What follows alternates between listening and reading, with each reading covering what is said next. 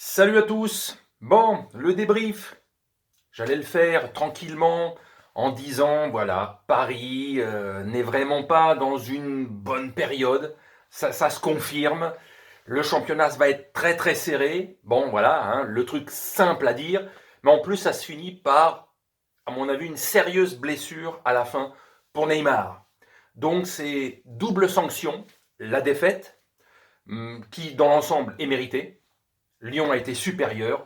Lyon a étouffé le jeu du PSG. La preuve, un Neymar toujours beaucoup moins visible. Hein, on l'a beaucoup moins vu que face notamment au match de Ligue des Champions. Je vous dis, le contexte était que les adversaires étaient moins agressifs dans le jeu, etc. C'était un match un petit peu biaisé, entre guillemets. Mais la qualification en huitième est méritée. Mais c'est pas un grand PSG même en Champions League. Faut pas se focaliser sur ce match de Ligue des Champions, le dernier, pour dire oh là là, ils vont être champions d'Europe. Je vous ai dit, faut faire attention. Le match était bizarre par rapport au contexte de la veille.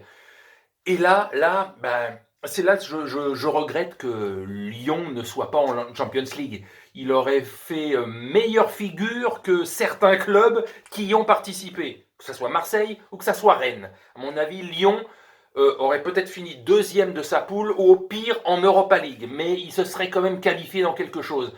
Lyon est rarement dégueulasse en Ligue des Champions, donc il aurait fait bien mieux. Parce qu'il a été, comme je vous ai dit, le milieu, etc., les ailiers, ils ont étouffé les attaques du PSG, ce qui fait que parfois ils balançaient des ballons vers l'avant pour essayer de casser les lignes, mais c'est pas le jeu du PSG. Alors en seconde mi-temps, on va dire peut-être qu'à certains moments c'était un peu plus serré et que Lyon jouait plus en contre-attaque, mais les pertes de balles du PSG, je ne sais pas combien de pertes de balles, 15-20 pertes de balles dans le match, tu peux pas faire grand chose. Un Neymar, je dis, à cran, un peu énervé, on sent qu'il n'est pas à l'aise, voilà. C'est le genre de match, quand il est comme ça, j'aime pas. J'aime pas le bonhomme, ça m'énerve. Et quand il est à l'aise, oui, mais bon, dans le foot moderne, on va pas te laisser dribbler toute l'équipe, mec. À un moment, il faut qu'il comprenne ça. Mais ça finit par cette blessure qui, à mon avis, va l'éloigner peut-être quelques semaines encore, parce que toujours ces putains de chevilles fragiles. Donc à voir. À voir ce qui va en être dans les prochaines heures, les prochains jours, les nouvelles de... Heureusement, dans un sens, les huitièmes, c'est en février. D'accord. Nous sommes mi-décembre quasiment là. Il a plus d'un mois et demi avant, parce que c'est première quinzaine de février, il me semble, le retour de la Champions League. Donc il a un mois et demi, 2 mois avant le match aller des huitièmes. Donc pourvu que ça soit genre une blessure, il va être absent 15 jours, 3 semaines, parce qu'il a pris, il a morflé, etc. 15 jours, 3 semaines, pour la Ligue des Champions, c'est bon. Mais s'il nous annonce qu'il est absent 2 mois, 3 mois, à nouveau la malédiction des huitièmes de finale, il ne sera pas là. Une fois en 3 ans, il a été là et ils ont été en finale. Là, ça deviendrait même problématique pour le club. Est-ce qu'il faut le prolonger quand tu sais que c'est un mec fragile, quoi? Parce qu'à ce rythme-là, ok, les fautes sont présentes. Le ciseau qui a été fait là, c'est un tantinet dégueulasse de la part du défenseur évidemment lyonnais. Mais l'ensemble du match avait été quand même, on va dire, à 60%, 65% dominé par Lyon, qui mérite sa victoire. Donc c'est vraiment le coup fatal, cette blessure. J'espère pour 15 jours, 3 semaines.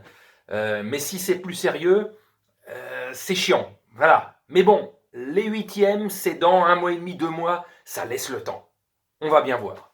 Bon allez, sur ce, je vais vous laisser. Hein. Le championnat, comme je l'avais dit dans ma vidéo précédente, si Paris redécolle, il va finir largement champion. Mais s'il ne gagne pas ce match, qu'il est mis en difficulté, ça veut vraiment dire que cette saison, physiquement, l'après-finale de Champions League, moralement, physiquement, sont mal préparés. C'est pas une saison normale.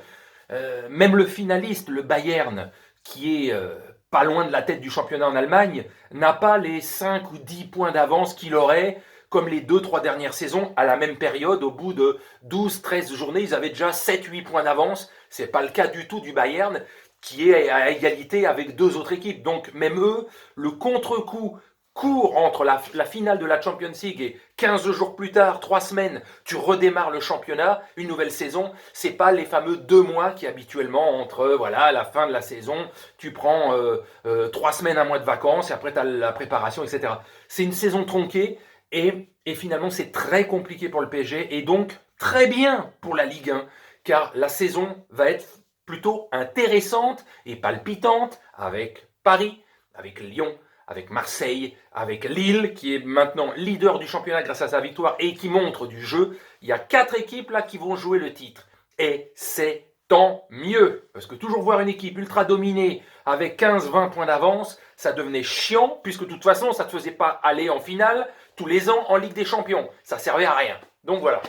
Allez, sur ce, bon, hein, les anti-PSG ne croiseront pas les doigts, mais bon, les autres, hein, on croise toujours les doigts pour que ce ne soit pas des blessures graves. C'est pas à souhaiter non plus la blessure de son adversaire, etc. Parce que c'est aussi pourri que d'histoires de racisme, etc.